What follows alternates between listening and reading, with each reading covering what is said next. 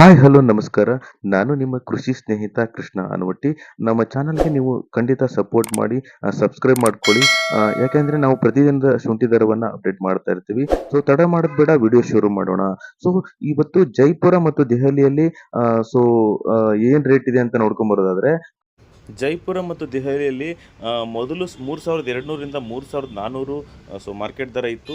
ಈಗ 3400ರಿಂದ so 3800ರವರೆಗೆ so ಹೋಗಿದೆ ಅಂತಲೇ ಹೇಳ್ಬೋದು. ಅದು ಕಳೆದ 2 ದಿನಗಳಿಂದ ಸ್ವಲ್ಪ ಚೇಂಜಸ್ ಆಗಿದೆ ಅಂತಲೇ ಹೇಳ್ಬೋದು. ಇನ್ನು ಕರ್ನಾಟಕದ ವಿವಿಧ ಭಾಗಗಳ ಶುಂಠಿ ದರವನ್ನು ನೋಡ್ಕೊಂಬರೋದಾದರೆ, ಮೊದಲಿಗೆ ಹಾಸನದಲ್ಲಿ 1250 ಡ್ರೈ ಇದೆ, ವಾಷಿಂಗ್ 1450 ಇದೆ. ಅರಕಲಗೂಡಿನಲ್ಲಿ 1250 ಡ್ರೈ ಇದೆ, ವಾಷಿಂಗ್ 1450. ಮೈಸೂರಿನಲ್ಲಿ 1200 ಡ್ರೈ ಇದೆ, ವಾಷಿಂಗ್ 1400 ಇದೆ. ಪಿರಿಯಾಪಟ್ಟಣದಲ್ಲಿ 1250 ಡ್ರೈ ಇದೆ, ವಾಷಿಂಗ್ 1450 ಇದೆ. ಇದು ಪ್ರತಿ 60 ಕೆಜಿಯ ಬ್ಯಾಗಿನ ರಿಗುಡಿ ಶುಂಠಿ ದರ ಆಗಿದೆ ಅಂತಾನೆ ಹೇಳ್ಬೋದು.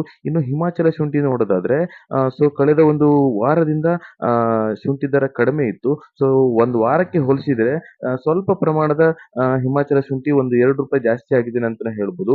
ಹಾವೇರಿಯಲ್ಲಿ 3300ರಿಂದ 3600 ಪ್ರತಿ ಕ್ವಿಂಟಾಲಿಗೆ ಇದೆ. ಇನ್ನು ಶಿವಮೊಗ್ಗದಲ್ಲಿ 3300ರಿಂದ 3600 ಇದೆ. ಸಾಗರದಲ್ಲಿ 3500ರಿಂದ 3900 ಇದೆ.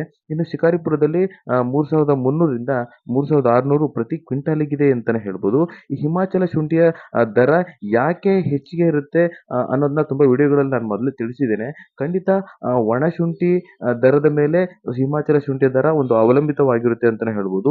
ಉತ್ತಮ ಗುಣಮಟ್ಟ, ಉತ್ತಮ ಒಂದು ನಾರಿನಂಶ, ಕೆಚ್ಚು, ಔಟರ್ನ್ ಅಂತ ಏನು ಹೇಳ್ತೀವಿ ಅದು ಚೆನ್ನಾಗಿದ್ರೆ ಖಂಡಿತ ಸ್ವಲ್ಪ ಪ್ರಮಾಣದ ರೇಟು ಜಾಸ್ತಿ ಇದೆ ಅಂತಾನೆ ಹೇಳ್ಬೋದು. ಸೊ ಈ ತರದ ವಿಡಿಯೋಗಳು ಖಂಡಿತ ಮುಂದೆ ಬರ್ತಾನೆ ಹೋಗುತ್ತೆ. ಸೊ ಹಾಗಾಗಿ ನಮ್ಮ ಚಾನಲ್ನ ನೀವು ಸಪೋರ್ಟ್ ಮಾಡಿ, ಸಬ್ಸ್ಕ್ರೈಬ್ ಮಾಡ್ಕೊಳ್ಳಿ ಅಂತ ಹೇಳ್ತಾ ಇವತ್ತಿನ ವಿಡಿಯೋವನ್ನು ಮುಗಿಸ್ತಾ ಇದ್ದೇನೆ. ಸೊ ನಿಮ್ಮ ಧನ್ಯವಾದಗಳೊಂದಿಗೆ ನಿಮ್ಮ ಕೃಷಿ ಸ್ನೇಹಿತ ಕೃಷ್ಣ ಅನವಟ್ಟಿ. Thank you.